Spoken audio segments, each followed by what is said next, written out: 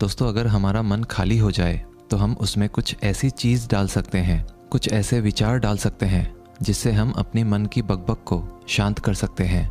जो विचारों का सैलाब हमारे मन में चलता रहता है उन्हें हम बहुत अच्छी तरह रोक सकते हैं। और दोस्तों, अगर एक बार मन की बकबक रुक जाए तो फिर हम मन से जो चाहे वो करवा सकते हैं। इसीलिए अगर आप मन की बकबक को शांत करवाना चाहते हो तो इस कहानी को आखिर तक जरूर सुनिएगा। एक नगर की बात है। उस नगर में एक नौजवान युवक रहता था। उसका नाम विकास था। उसे एक समस्या थी और उसकी समस्या यह थी कि उसका मन हर समय भटकते रहता था। उसके मन में हर समय कोई ना कोई नकारात्मक विचार चलते रहते थे। उसके मन की बकबक कभी शांत नहीं होती थी। वो जब भी कुछ सोचकर करता तो कुछ अलग ही कर देता। कभी वो अपने अतीत के बारे में सोचकर पछताता था कि काश मैंने उस काम को, उस समय को कुछ ऐसा कर दिया होता, उस काम को वैसा कर दिया होता। या फिर वो अपने भविष्य के बारे में सोचता रहता और डरता रहता कि कहीं भविष्य में ऐसा हो गया तो क्या होगा, कहीं मैं असफल हो गया तो क्या होगा, अगर मुझसे कोई गलती हो गई तो लोग मेरा मजाक उड़ाना शुरू कर देंगे। और ऐसे ही कई सारे नकारात्मक और असफलता से भरे विचार उसके मन में आते रहते थे। विकास हमेशा ही अपने विचारों में खोया रहता। वह अपने विचारों से मुक्ति पाना चाहता था। विकास चाहता था कि उसके मन में कोई भी फालतू विचार कभी भी ना आए, लेकिन हर समय विचारों का सैलाब उसके मन में उठता ही रहता। इसीलिए जीवन में वो बहुत परेशान हो गया था। फिर एक दिन उसे किसी ने बताया कि यहाँ पास के ही जंगल में एक बौद्ध भिक्षु रहते हैं, उसके पास जाओ, वो तुम्हारी मानसिक समस्या का समाधान अवश्य कर देंगे। ये सुनकर विकास तुरंत ही बौद्ध भिक्षु के पास चला जाता है और अपनी सारी समस्या उन्हें बताता है। बौद्ध भिक्षु भी विकास की बातों को बड़े ही ध्यान से सुन लेते हैं और उससे कहते हैं कि तुम मुझसे क्या जानना चाहते हो। ये सुनकर विकास कहता है, हे गुरुदेव, मैं अपने मन को शांत व खाली करना चाहता हूँ। मैं आपसे ये जानना चाहता हूँ कि मन को खाली व शांत कैसे करते हैं। मेरा मन हर वक्त विचारों से भरा रहता है। मेरा ध्यान एक जगह लग ही नहीं पाता है, जिसके कारण मेरे हर काम में समस्या आ जाती है। मैं एक चीज़ करता हूँ तो नकारात्मक विचारों के कारण दूसरी चीज़ पर पहुँच जाता हूँ। मेरा मन एक जगह ठहरता ही नहीं है और यूं ही हर दिन मेरे मन में हजारों विचार चलते रहते हैं। और ये कब होता है, क्यों होता है, मुझे कुछ पता नहीं चलता। बहुत देर बाद मुझे एहसास होता है कि मैं क्या करने बैठा था और मैं क्या कर रहा हूँ। गुरुदेव, मैं अपने मन को विचारों से खाली कर देना चाहता हूँ। मैं चाहता हूँ कि मेरे मन में एक भी विचार ना आए। जब मैं चाहूँ तभी मेरे मन में विचार आए। फिर बौद्ध भिक्षु ने कहा, किसी समस्या का समाधान तभी निकाला जाता है जब हम उस समस्या की जड़ तक पहुँच जाते हैं, समस्या को ठीक से समझते हैं और जानते हैं। आगे बौद्ध भिक्षु कहते हैं, जिस मन को तुम खाली करना चाहते हो, क्या तुमने उस मन को कभी भी थोड़ा बहुत भी समझा है, जाना है? ये सुनकर विकास ने कहा कि महाराज, मैंने अपने मन को जानने की बहुत कोशिश की है, लेकिन मैं जितना इसके बारे में जानता हूँ मेरा मन उतना ही रहस्यमय हो जाता है। फिर बौद्ध भिक्षु ने उस युवक को एक घड़ा देते हुए कहा कि जाओ, इस घड़े में छोटे छोटे पत्थर भरकर लेकर आओ। फिर वो युवक वहाँ से गया और छोटे छोटे पत्थर भरकर लेकर आया और उस घड़े को बौद्ध भिक्षु के पास रख दिया। फिर बौद्ध भिक्षु ने उस युवक से कहा कि इस घड़े को तुम अपना मन समझो और इस घड़े में भरे पत्थरों को अपने विचार समझो। अब इस घड़े में और पत्थर डालो। उस युवक ने घड़े में और पत्थर डालना शुरू किया। क्योंकि घड़ा पहले से भरा हुआ था, एक दो पत्थर डालने के बाद बाकी सारे पत्थर नीचे गिरने लगे। फिर बौद्ध भिक्षु ने उस युवक से कहा, रुको ज़रा, ध्यान से देखो। अब घड़े में पत्थर नहीं आ रहे हैं, बल्कि पत्थर नीचे गिर रहे हैं। क्योंकि ये एक घड़ा है, जो इसमें आ सकता था वो आ गया। अब इसमें और पत्थर नहीं आएंगे। अगर दूसरे पत्थर डालने हैं तो पहले वाले पत्थरों को निकालना होगा। ये सुनकर उस युवक ने कहा, गुरुदेव, मैं आपकी बात समझ गया हूँ कि आप मुझे क्या बताना चाहते हैं। हमें अपने मन को विचारों से ही खाली कर देना चाहिए। विकास की ये बात सुनकर बौद्ध भिक्षु मुस्कुराने लगे और कहा, पहले मेरी पूरी बात तो सुन लो, उसके बाद मन को खाली कर लेना। फिर बौद्ध भिक्षु ने उस युवक को कहा कि हमारा मन एक घड़े के बिल्कुल उल्टा है। क्योंकि घड़े को तुम पत्थरों से भर सकते हो, लेकिन मन को विचारों से नहीं भर पाओगे, क्योंकि मन तो हमेशा खाली रहता है। ये सुनकर उस युवक ने कहा गुरुदेव, मुझे आपकी बातें कुछ समझ नहीं आ रही है। मन अगर खाली रहता है तो फिर हम उसे खाली करना क्यों चाहते हैं? फिर मन को खाली करने की क्या ही आवश्यकता है? फिर बौद्ध भिक्षु ने उससे कहा कि इस घड़े से एक एक करके पत्थरों को बाहर निकालो। विकास ने वैसा ही किया।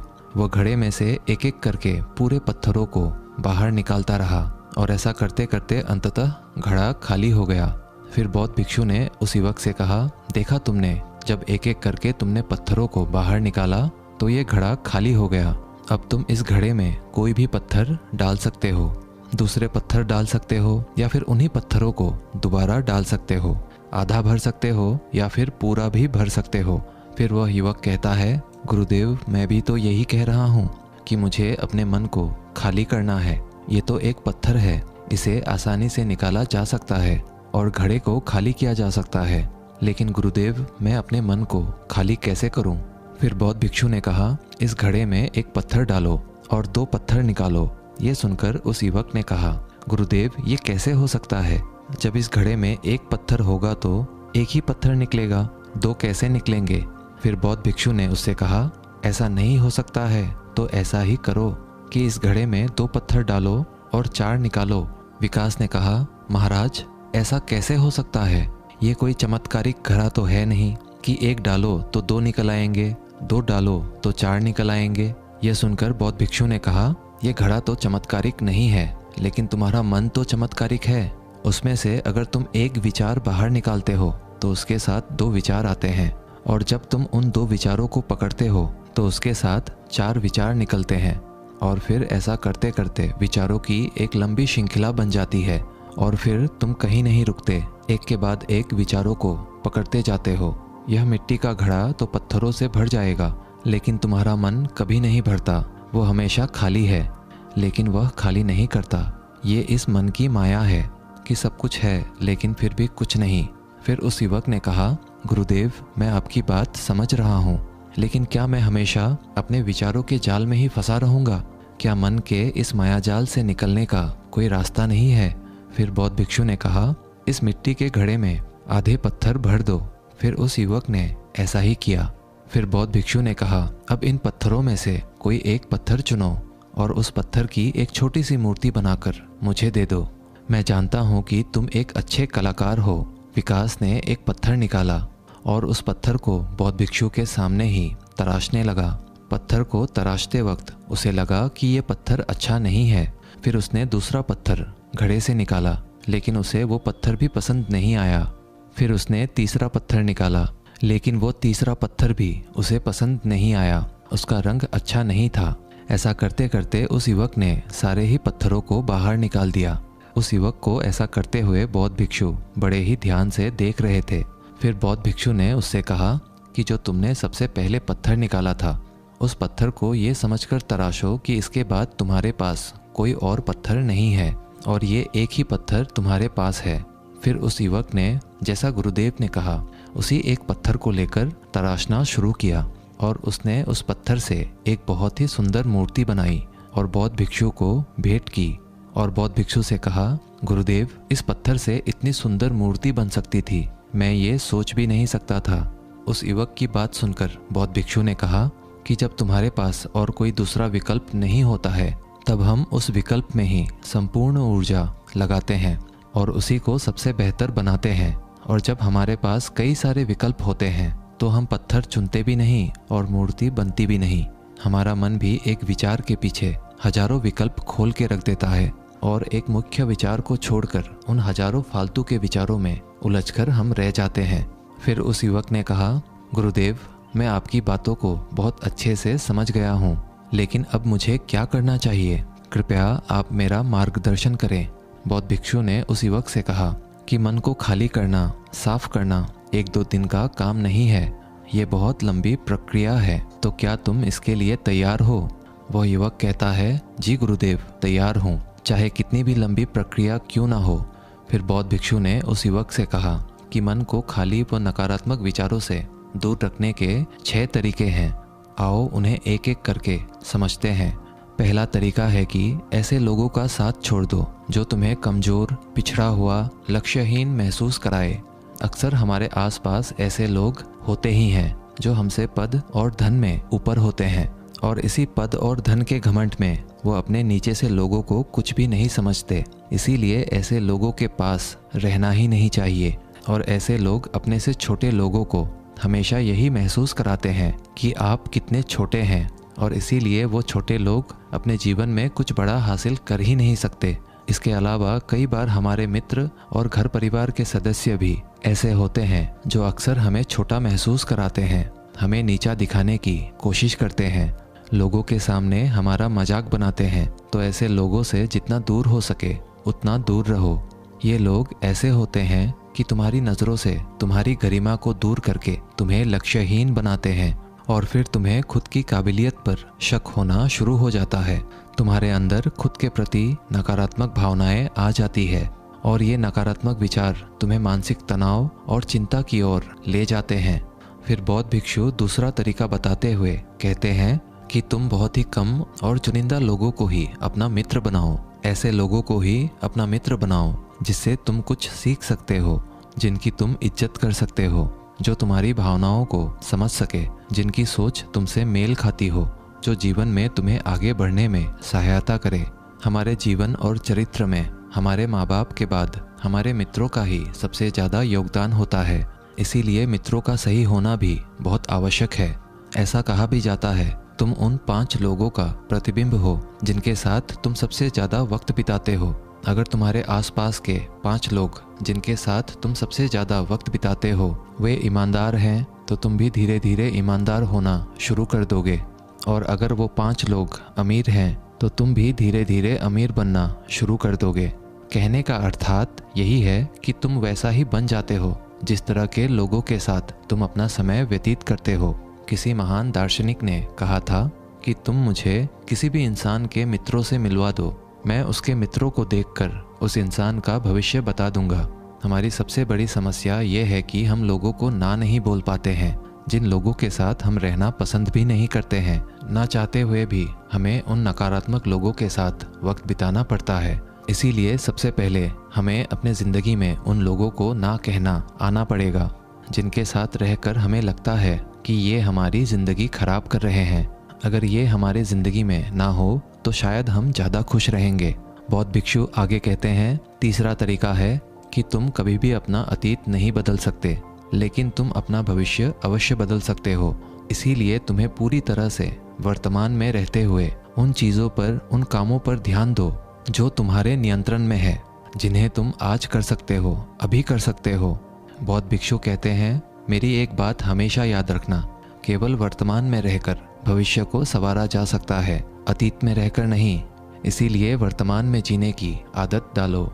चौथा तरीका है कि तुम स्वस्थ और पौष्टिक खाना खाओ। हमारा शरीर ऊर्जा से चलता है, और हम जैसा खाना खाएंगे वैसी ही ऊर्जा हमारे शरीर को मिलेगी। अगर हमारा शरीर स्वस्थ नहीं रहेगा तो हमारा मन स्वस्थ कैसे रहेगा? जब शरीर कमज़ोर व बीमार रहता है तो मन में कई सारे नकारात्मक विचार आते हैं, और स्वस्थ शरीर में स्वस्थ दिमाग का वास होता है। इसीलिए शरीर को स्वस्थ व मजबूत रखना हमारी जिम्मेदारी है। बौद्ध भिक्षु कहते हैं कि 5वां तरीका यह है कि रोज ध्यान करो। ध्यान करने का सबसे उपयुक्त समय सुबह या फिर रात को सोने से पहले होता है, लेकिन अगर तुम्हें ध्यान में गहरा जाना है तो सबसे उपयुक्त समय रात का ही होता है। रात में सोने से पहले ध्यान करने से नींद में भी सुधार होता है और बहुत गहरी नींद आती है। ध्यान करने के लिए तुम अपनी सांसों पर ध्यान केंद्रित कर सकते हो, या फिर तुम अपने मन में उठने वाले विचारों पर भी अपना ध्यान केंद्रित कर सकते हो। मन में उठने वाले विचारों पर ध्यान केंद्रित करने से ध्यान करने वालों का ज़्यादा फायदा होता है, क्योंकि इसमें आसानी से गहरे ध्यान में उतरा जा सकता है। अगर तुम ध्यान नहीं कर सकते हो तो रोज खुद के साथ अकेले में वक्त बिताओ। खुद के व्यवहार को समझो, देखने की कोशिश करो कि मन में किस तरह के विचार उठ रहे हैं और क्यों उठ रहे हैं। बौद्ध भिक्षु आगे बताते हुए कहते हैं, छठा तरीका है कि तुम नए नए जगह घूमने जा सकते हो, क्योंकि एक पुरानी कहावत है कि एक लंबी यात्रा आपको 100 किताबों के बराबर ज्ञान देती है। गौतम बुद्ध अपने जीवन काल में 9 महीने लगातार घूम रहे थे। उनके भ्रमण करने का यही कारण था कि नए नए जगह जाने से ज्ञान की प्राप्ति के साथ साथ मन को एक नयापन भी प्राप्त होता है। नई जगह घूमने जाने पर हमारा मन उत्साहित रहता है। फिर बौद्ध भिक्षु कहते हैं, मन के जाल में कभी मत फंसो, मन को खाली करने की कोशिश मत करो, जीवन में ध्यान करना सीखो, अपने ध्यान को केंद्रित करो, अपने ध्यान में एकाग्रता लाओ और जीवन में जो कर रहे हो उसे पूरी मेहनत के साथ अंतिम समझ कर करो। उस काम को ऐसे करो कि उसके बाद तुम्हें और कुछ नहीं करना है, और जब फिर दूसरे विचार पर कार्य करो तो बस उसी पर कार्य करो, किसी तीसरे विचार पर नहीं। मन के मायाजाल से निकलना इतना आसान नहीं, लेकिन ध्यान करने से सब कुछ पाया जा सकता है। दोस्तों, आशा करते हैं आज के इस कहानी से आपने ज़रूर कुछ ना कुछ मूल्यवान सीखा होगा। कहानी अच्छी लगी हो तो वीडियो को एक लाइक और चैनल को सब्सक्राइब ज़रूर कर दीजिएगा। मिलते हैं अगले वीडियो में, तब तक के लिए धन्यवाद।